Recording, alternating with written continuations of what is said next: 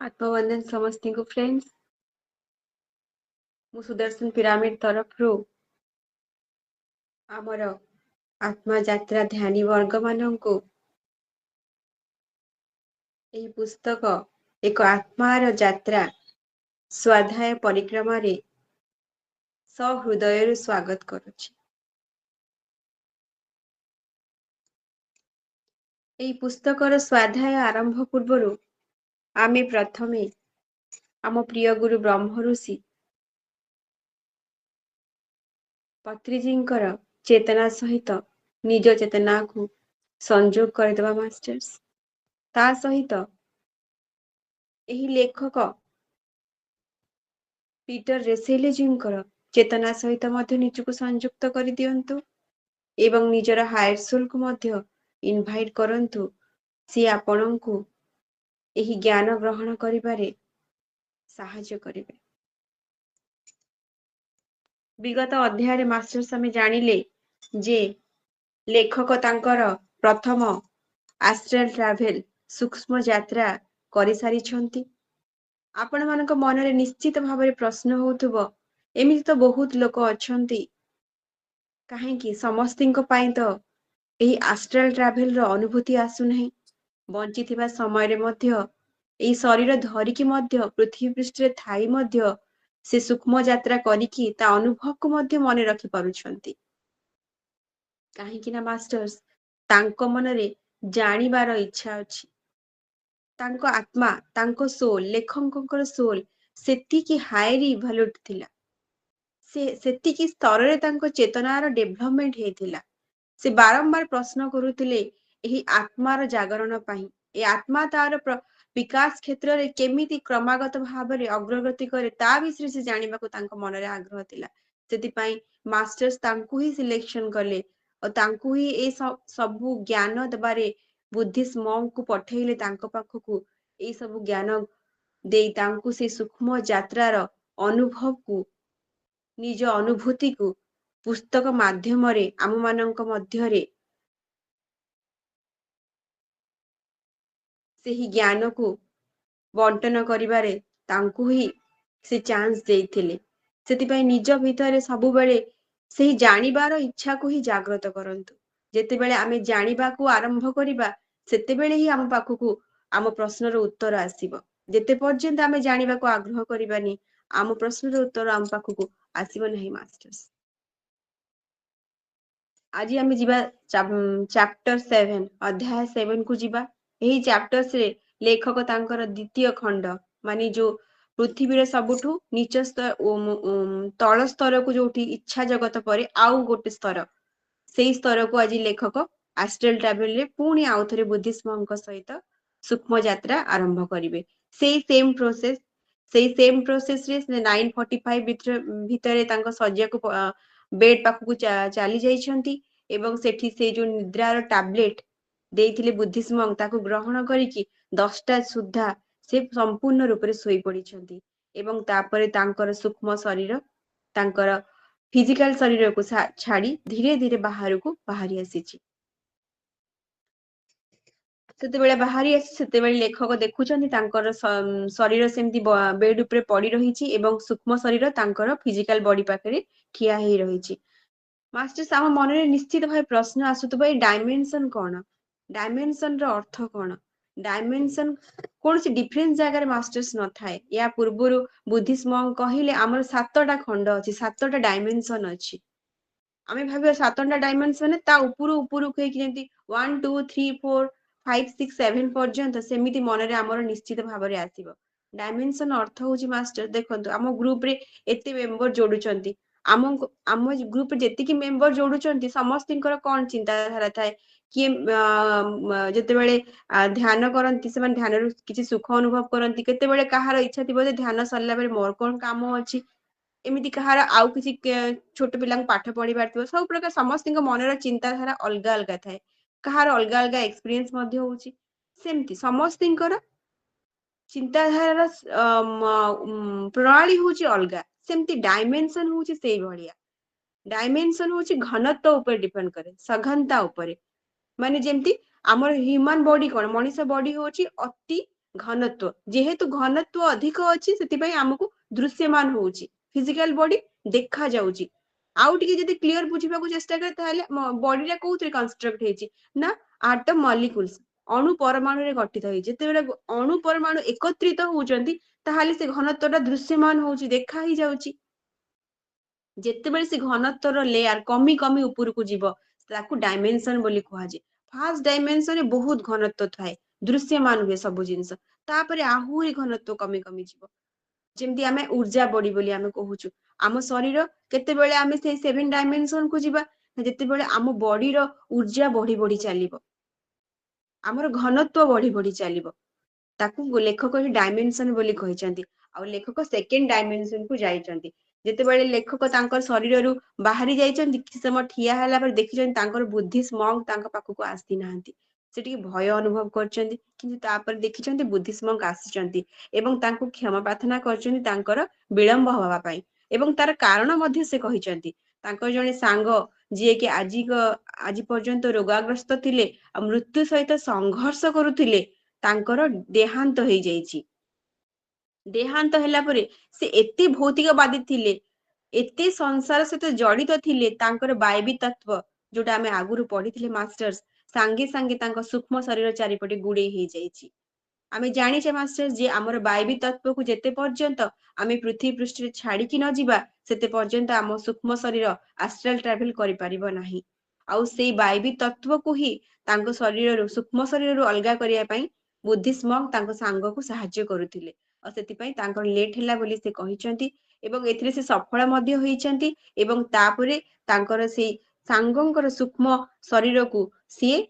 ଆମେ ଜାଣିଛେ ଏଇଟା ମଧ୍ୟ ଜାଣିଛେ ଯେ ସୂକ୍ଷ୍ମ ଜଗତରେ ହେଲ୍ପର୍ସ ଅଛନ୍ତି ସାହାଯ୍ୟକାରୀ ଅଛନ୍ତି ଯେତେବେଳେ ଆମର ଫିଜିକାଲ ବଡିରୁ ଆମେ ଆମର ଶେଷ ନିଶ୍ୱାସ ତ୍ୟାଗ କରିବା ସେତେବେଳେ ଆମକୁ ସାହାଯ୍ୟ କରିବା ପାଇଁ ମଧ୍ୟ ସୂକ୍ଷ୍ମ ଜଗତରୁ ହେଲ୍ପର୍ସ ଆସନ୍ତି ଆମ ପୂର୍ବପୁରୁଷ ମଧ୍ୟ ଆସନ୍ତି ଯେ ଆମେ କେମିତି ଆମର ଆଗକୁ ଆଗକୁ ଯାଉଥିବା ଯୋଉ ପ୍ରକାଶର ମାର୍ଗକୁ କେମିତି ଆମେ ଚୟନ କରିପାରିବା ସେଇ ସମୟରେ ଲେଖକ ତାଙ୍କ ସାଙ୍ଗର ସେ ସୂକ୍ଷ୍ମ ଶରୀରକୁ ହସ୍ତାନ୍ତର କରିଛନ୍ତି ସେ ସୂକ୍ଷ୍ମ ଜଗତର ହେଲ୍ପର୍ସ ମାନଙ୍କ ପାଖରେ ଏବଂ ଆସିଛନ୍ତି ଲେଖକଙ୍କ ପାଖକୁ ତାପରେ ସେମାନେ ସାଙ୍ଗ ହୋଇ ପୁଣି ସେଇ ସେମ ପ୍ରୋସେସ ରେ ଲଣ୍ଡନ ଯାଇଛନ୍ତି ଏବଂ ଲଣ୍ଡନର ଏକ ହୋଟେଲ ଆମେ ଜାଣିଥିଲେ ଟ୍ରାପୋଡି ହୋଟେଲ ଲଣ୍ଡନର ସେଠି ଯାଇ ପହଞ୍ଚିଛନ୍ତି ଆମେ ଯେତେବେଳେ କୌଣସି ଜିନିଷ ବିଷୟରେ ଅତ୍ୟଧିକ ଧ୍ୟାନ ଦେବାକୁ ଯଦି ଆମେ ଧ୍ୟାନ କରିବା ପୂର୍ବରୁ ଆମେ ଗୋଟେ କେମିତି ସ୍ଥାନ ଚୟନ କରୁଛେ ନା ଗୋଟେ ଶାନ୍ତ ପରିବେଶ ହେଇଥିବ କୌଣସି ସାଉଣ୍ଡ ଆସୁନଥିବ କୋଳାହଳ ନଥିବ ଅଳ୍ପ ଆଲୁଅ ଥିବ ତାହେଲେ ଆମର ଧ୍ୟାନ ବହୁତ ସୁନ୍ଦର ଲାଗେ ସେଥିପାଇଁ ବୁଦ୍ଧିଷ୍ମକ ସେମିତି ଗୋଟେ ହୋଟେଲ ରୁମ ଚୟନ କରିଛନ୍ତି ଯୋଉଠି ଅଳ୍ପ ଆଲୁଅ ଅଛି ଏବଂ କୋଳାହଳରୁ ବହୁତ ଦୂରରେ ଅଛି ଏବଂ ଲେଖକଙ୍କୁ କହିଛନ୍ତି ତମେ ମୋ ହାତକୁ ବହୁତ ଜୋର ସେ ଜାବୁଡିକି ଧରିଥିବ ଏବଂ ତମର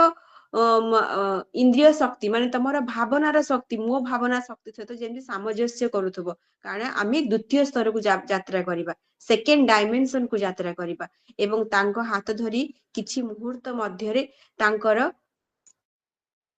ଚେତନା ଶକ୍ତି ତାଙ୍କ ଆତ୍ମା ଦି ଜଣଙ୍କ ସୂକ୍ଷ୍ମ ଶରୀର ସେକେଣ୍ଡ ଡାଇମେନସନ କୁ ଯାତ୍ରା କରିଛନ୍ତି ଆଉ ଲେଖକ ଯେତେବେଳେ ତାଙ୍କ ଆଖି ଖୋଲିଛନ୍ତି ତାଙ୍କ ସାମ୍ନାରେ ଗୋଟେ ସୁନ୍ଦର ଗାର୍ଡେନ ଆସିଛି ଆଉ ଗାର୍ଡେନ ରେ କୁକୁର ମାନେ ବୁଲୁଛନ୍ତି ଛୋଟ ଛୋଟ ଛୁଆ ଖେଳୁଛନ୍ତି ଆଉ ସେଠି ସେ ଦେଖିଛନ୍ତି ଆମର ପୃଥିବୀ ପୃଷ୍ଠରେ ଯୋଉ କୁକୁର ଅଛନ୍ତି ଆଉ ସୂକ୍ଷ୍ମ ଜଗତରେ ଯୋଉ କୁକୁର ତା ଭିତରେ କିଛିଟା ଡିଫରେନ୍ସ ସେ ଅନୁଭବ କରିଛନ୍ତି ଆଉ ସେଠି ସେ ଦେଖିଛନ୍ତି ଯେ ଆମର ପୃଥିବୀ ପୃଷ୍ଠରେ ଯେମିତି ଭୂଲୋକରେ ଯେମିତି ଘର ଲୋକମାନେ କରିକି ବସବାସ କରିଛନ୍ତି ସେଠି ମଧ୍ୟ ସେମିତି ଲୋକମାନେ ମାନେ ଆମର ସୂକ୍ଷ୍ମ ଶରୀର ବସବାସ କରିଛନ୍ତି କିନ୍ତୁ ସେ ତାଙ୍କ ମନରେ ପ୍ରଶ୍ନ ଆସିଛି ଯେ ସବୁ ଘରେ ଗ୍ୟାରେଜ କାହିଁକି ନାହିଁ କାହା ଘର ସାମ୍ନା ଆମର ସମସ୍ତଙ୍କ ଘରେ କଣ ଥାଏ ସାମ୍ନାରେ ଗ୍ୟାରେଜ ଥାଏ ଆମେ ଭେହିକିଲ ପାର୍କିଂ ପାଇଁ ଗାଡିର ପାର୍କିଂ ପାଇଁ ଗ୍ୟାରେଜ କରିଥାଉ କାରଣ ଗାଡିଟା ଆମର କମ୍ୟୁନିକେସନ ପାଇଁ ୟୁଜ କରା ହୁଏ କିନ୍ତୁ କାହା ଘର ସାମ୍ନାରେ ଗାଡି ନାହିଁ ସେଠି ଆଉ ରାସ୍ତାରେ ମଧ୍ୟ ଗାଡିର ଭିଡ ନାହିଁ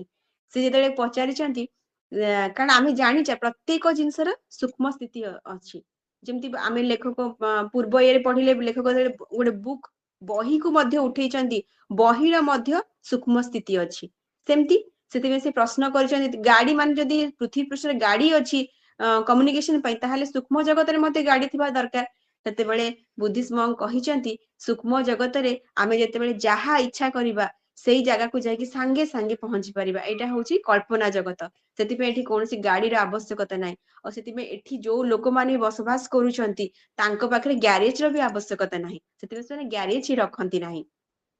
ତାପରେ ଲେଖକ ବୁଲିକି ଦେଖୁଛନ୍ତି ବହୁତ ଗୁଡେ ଦୋକାନ ହେଇଛି, ସପିଂ ମଲ୍ ମଧ୍ୟ ହେଇଛି। ତାଙ୍କ ମନରେ ସେତେବେଳେ ପୁଣି ପ୍ରଶ୍ନ ଆସିଛି ଯେ ସପିଂ ମଲ୍ କାହିଁକି ହେଇଛି? ସୂକ୍ଷ୍ମ ଜଗତରେ ତ ଆପଣ ମାନଙ୍କୁ କୁହନ୍ତି ଖାଇବାର କିଛି ଆବଶ୍ୟକତା ନାହିଁ, ଯେତେବେଳେ ଯାହା ଚାହିଁବ ଆପଣଙ୍କ ସାମ୍ନାରେ ଆସିକି ପହଞ୍ଚିଯିବ। ରୋଷେଇ କରିବା ବି ଦରକାର ନାହିଁ, ଯାହା ଇଚ୍ଛା କଲେ ପହଞ୍ଚିଯିବ। ସେ କୁହନ୍ତି ଯେ ଭୌତିକ ଜଗତରେ ଯୋଉ ଲୋକ ରୁହନ୍ତି ତାଙ୍କର ରୁଟିନ ଲାଇଫ କେମିତି ଥାଏ? ସକାଳୁ ଉଠିବେ, ବ୍ରଶ କରିବେ, ମର୍ଣ୍ଣିଂ ୱାକ୍ କୁ ଯିବେ, ଭେଜିଟେବୁଲ ମାର୍କେଟରୁ ଭେଜିଟେବୁଲ କିଣିବେ, ଆସିବେ, ରୋଷେଇ କରିବେ, ଖାନା ବନେଇବେ, ଖାଇବେ। ସେଇ ଯୋଉ ରୁଟିନ ଲାଇଫ ଟା ସେମାନେ ଏତେ ଆକ୍ୱାଣ୍ଟେଡ ହେଇଥାନ୍ତି ଯେ ସେମାନେ କିଛି ଦିନ ପର୍ଯ୍ୟନ୍ତ ଶରୀର ଛାଡି ସାରିଲା ପରେ ବି ସେମାନେ ଚାହାନ୍ତି ସେଇ ଲାଇଫ କୁ କଣ୍ଟିନ୍ୟୁ କରିବା ପାଇଁ। ଆଉ ସେଇ ସେକେଣ୍ଡ ସ୍ତରରେ ସେଇ ଭଳିଆ ଲୋକ ରୁହନ୍ତି। ଆଉ ତାଙ୍କ ପାଇଁ ସେଥିପାଇଁ ସେଠି ସପିଂ ମଲ୍ ହେଇଛି, ଭେଜିଟେବୁଲ ମାର୍କେଟ ହେଇଛି, ଗାର୍ମେଣ୍ଟ ସୋରୁମ ହେଇଛି। ସେମାନେ ଇଭେନ କି ପଇସା ଦେଇକିରି, ଯୋଉଠି ପଇସାର କିଛି ଆବଶ୍ୟକତା ହିଁ ନାହିଁ, କାରଣ ସେଠି କୌଣସି ପଇସାର ମୂଲ୍ୟ ହିଁ ନାହିଁ। କାରଣ ମଣିଷ ଯାହା ଚାହିଁବ ସବୁ କିଛି ସେଠି ପାଇପାରିବ। ମ୍ୟାଜିକାଲ ଭଳିଆ ଯାଦୁଇ ଦୁନିଆ। ହେଲେ ବି ଯେହେତୁ ଆମେ ଗୋଟେ ରୁଟିନ ଲାଇଫ ରେ ପଢିକି ଆସିଛେ ପଇସା ଦେଇକି ଜିନିଷ କିଣିବା, ତାଙ୍କୁ ସେଥିରେ ଗୋଟେ ସୁଖ ଅନୁଭବ ହୁଏ। ଆଉ ସେଇ ଜିନିଷ ବି ସେମାନେ ତାକୁ ସେଠି ପ୍ରାକ୍ଟିକାଲି ସୂକ୍ଷ୍ମ ଶରୀରରେ ଅନୁଭବ କରନ୍ତି। ଆଉ ତାଙ୍କ ଘରେ ସେଇ ଜିନିଷ କିଣିକି ନିଅନ୍ତି, ଘରେ ଖାନା ବି ବନାନ୍ତି, ଆଉ ଘରେ ତାକୁ ଗ୍ରହଣ ବି କରନ୍ତି, ଖାଇକି ସୁଖ ମଧ୍ୟ ଅନୁଭବ କରନ୍ତି। ଆଉ ସେଇଠି ତାପରେ ଲେଖକ ଦେଖୁଛନ୍ତି ସୂକ୍ଷ୍ମ ଜଗତରେ ଚର୍ଚ୍ଚ ମଧ୍ୟ ଅଛି। ଚର୍ଚ୍ଚରେ କଣ ପାଦ୍ରୀ ବି ଅଛନ୍ତି, ସେମାନେ ଯେମିତି ପୂଜା କରୁଛନ୍ତି ସେମାନେ ସେମିତି ଚର୍ଚ୍ଚରେ ପୂଜା ମଧ୍ୟ କରୁଛନ୍ତି। ଯୋଉ ପାଦ୍ରୀ ଭୌତିକ ଜଗତରେ ପୃଥିବୀରେ ପାଦ୍ରୀ ରୂପରେ କାମ କରୁଥିଲେ ଚର୍ଚ୍ଚରେ, ସିଏ ତାଙ୍କ କାମ ମଧ୍ୟ ସେଠି ପାଦ୍ରୀ ରୂପରେ ସେ କରୁଛନ୍ତି। ମାନେ ଏକ୍ଜାକ୍ଟଲି ଯେମିତି ଅବିକଳ, ଯେମିତି ଭୌତିକ ଜଗତ ସେମିତି ସୂକ୍ଷ୍ମ ଜଗତ। କାରଣ ସେଠି ମଣିଷ ତାର ସବୁ କିଛି ଇଚ୍ଛା ଯେତେବେଳେ ପରିପୂର୍ଣ୍ଣ କରିଦବ ସେତେବେଳେ ଯାଇ ସେ ଉପର ଡାଇମେନସନ କୁ ଉଠି ପାରିବ। କାରଣ ଯଦି ଫିଜିକାଲ ବଡି ଛାଡି ସାରିଲା ପରେ ବି ଆମର କିଛି ଦିନ ପର୍ଯ୍ୟନ୍ତ ଆମର ସେଇ ହାବିଟ ରହିଥାଏ। ଯେମିତି ଆମେ ଟ୍ରେନରେ ବସିଥିବା, ଟ୍ରେନରେ ବହୁତ ଲଙ୍ଗ ଜର୍ଣ୍ଣି କଲା ପରେ ବି ଓହ୍ଲେଇଲା ପରେ ବି ଷ୍ଟେସନରେ ଆମକୁ ଅନୁଭବ ହୁଏ ଆମ ବଡିଟା ଭାଇବ୍ରେଟ ହଉଥିବ। କାରଣ ବଡିରେ କିଛି ପର୍ଯ୍ୟନ୍ତ ସେ ଟ୍ରେନରେ ବସିଥାଏ, ସେଇ ମାନେ ସେଇ ଜିନିଷକୁ ଅନୁଭବ କରୁଥିବ। ସେମିତି ଆପଣ ଏକ୍ସାମ୍ପଲ ତରଫରେ ବୁଝିବାକୁ ଯଦି ଚେଷ୍ଟା କରିବେ ସେଇ ଭଳିଆ ଫିଜିକାଲ ବଡି ଯେତେବେଳେ ଭୁଲ କରି ରହେ, ଭୁଲ ରୁଟିନ ଲାଇଫରେ ସେ ନିଜକୁ ଏତେ ଆକ୍ୱାଣ୍ଟେଡ କରିଦେଇଥାଏ ଯେ ସୂକ୍ଷ୍ମ ଜଗତରେ ମଧ୍ୟ ସେଇ ଜିନିଷକୁ ସେ ଅନୁଭବ କରେ। ଆଉ ସେଇ ଜିନିଷ ସେତେ ପର୍ଯ୍ୟନ୍ତ ଅନୁଭବ କରେ ଯେତେ ପର୍ଯ୍ୟନ୍ତ ତା ଆତ୍ମା ସଚେତନ ହେଇନଥିବ। ସେଠି ପିକଚର ହଲ ବି ଅଛି। ସେଠି ଯେମିତି ଆମ ସିନେମାରେ ଡାଇରେକ୍ଟର ଅଛନ୍ତି, ସେମାନେ ପ୍ରୋଜେକ୍ଟ କରୁଛନ୍ତି ପିକଚର, ସେଠି ବି କିନ୍ତୁ ତାଙ୍କ ପିକଚର ର କ୍ୱାଲିଟି ବହୁତ ଅଲଗା। କାରଣ ଆମେ ଏଠି କୌଣସି ପିକଚର କରିବାକୁ ଗଲେ ବହୁତ ଗୁଡେ ଲୋକଙ୍କୁ ଦରକାର, ବହୁତ କାର୍ଯ୍ୟ କରିବା ଦରକାର, ଫଟୋ ଦରକାର, ବିଭିନ୍ନ ପ୍ରକାର ଲୋକଙ୍କ ହେଲ୍ପ ନ ନେଲେ ଆମେ ଜିନିଷଟା କରିପାରିବାନି। ହିରୋ ଦରକାର, ହିରୋଇନ ଦରକାର, ହେଲ୍ପର୍ସ ଦରକାର। ସେଠି କିଛି ବି ଆବଶ୍ୟକତା ନାହିଁ। ଜଣେ ଚାହିଁବ ସାଙ୍ଗେ ସାଙ୍ଗେ ବଡ ପ୍ରୋଜେକ୍ଟରେ ଯେମିତି ଚାହିଁବ, ଯୋଉ ଭେରାଇଟିର ଯୋଉ ୱେରେ ଚାହିଁବ ସାଙ୍ଗେ ସାଙ୍ଗେ ସେଇ ପିକଚର ରିପ୍ରେଜେଣ୍ଟ କରିପାରିବ। ଆଉ ପିକଚର ହଲ ରେ ମଧ୍ୟ ସୂକ୍ଷ୍ମ ଶରୀର ଯାଆନ୍ତି, ଯୋଉମାନେ ଭୌତିକ ଜଗତରେ ପିକଚର ଦେଖିବାକୁ ଭଲ ପାଆନ୍ତି ସେମାନେ ଯାଆନ୍ତି ସୂକ୍ଷ୍ମ ଶରୀରରେ ସେଠି ପିକଚର ଆନନ୍ଦ ମଧ୍ୟ ନିଅନ୍ତି।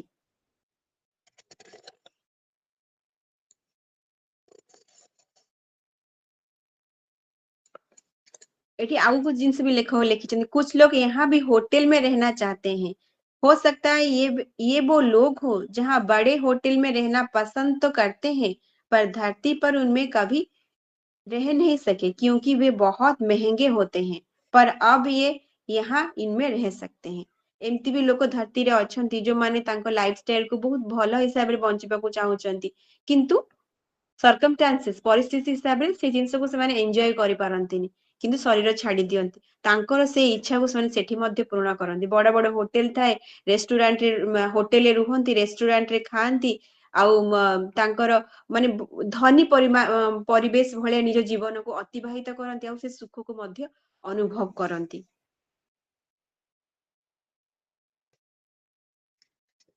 तापरे लिखो पर जरूर कुछ समय के बाद ये सब बेरंग लगता होगा। तापरे लेखक पचारुचंती जे किछि समय पर तो एटा निश्चित भाबरे बेरंग हे जीवो, कारण जेहेतु आमे भौतिक शरीर छाड़ी की आसी सारिचंती सेठी। मैंने कहा और उसने उत्तर दिया हाँ बिल्कुल। बुद्धिस्ट कहले हाँ निश्चित भावरे। फिर लोग कुछ और ऐसा ढूंढने लगते हैं जिसमें उन्हें संतुष्टि मिले। किछि जिंस रे बोरिंग हे गला पर सूक्ष्म शरीर पुणी आउ खोजे आउ किछि जिंस रे सुख अनुभव करबा पई एम्ति तार सेकंड डायमेंशन ने तार चले केते पर्यंत चले ना इससे आगे मानस जगत में भी वे तब जाते हैं जब उन्हें उनकी आत्मा जबरदस्ती धकेलती है क्योंकि वह खुद विकास मार्ग पर अब आगे बढ़ना चाहती है आत्मा जेते बड़े तांको पूरा पूरी कारण आत्मार काम कौन ना विकास मार्ग रे सब बेले से आगु को बढ़िबो आगु को चलिबो कोनोसी जागा रे कांस्टेंट रहिबोनी किछि जो डायमेंशन तार जहा एक्सपीरियंस ग्रहण करबे के एक्सपीरियंस ग्रहण कला से आगु को चलिबो तापरे से माने कोन करबे तृतीय स्तर को जिबे आज एतिकी रहिया मास्टर्स काली आमी जानिबा तृतीय स्तर विषय तृतीय स्तर लाइफस्टाइल विषय एमती सातरा डायमेंशन अछि ए सातरा डायमेंशन रे को भलिया सूक्ष्म शरीर तार सघनता हिसाब रे घनत्व हिसाब रे विभिन्न प्रकार अनुभूति को अनुभव करूची से विषय जानिया मास्टर्स बहुत बहुत धन्यवाद love you so much thank you